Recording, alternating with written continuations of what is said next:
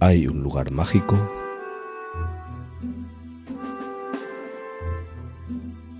donde el río se convierte en ría y después en mar, y en el que el agua es la vida.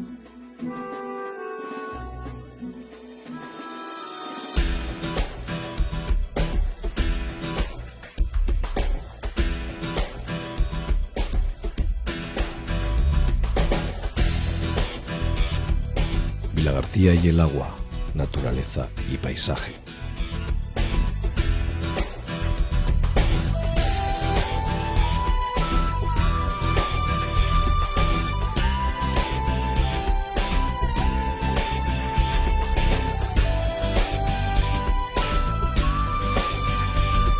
Vilagarcía y el agua, trabajo y riqueza.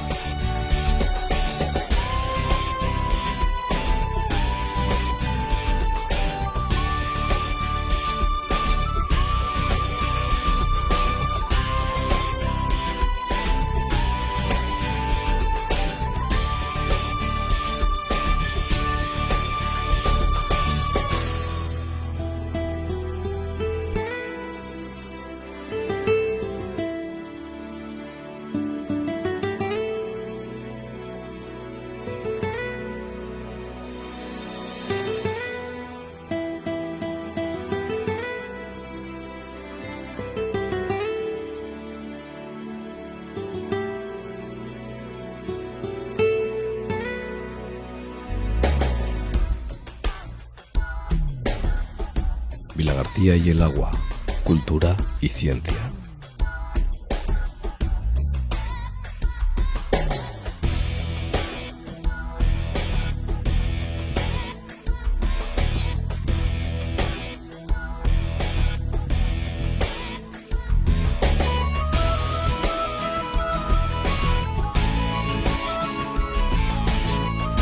Vilagarcía y el agua, fiesta y ocio.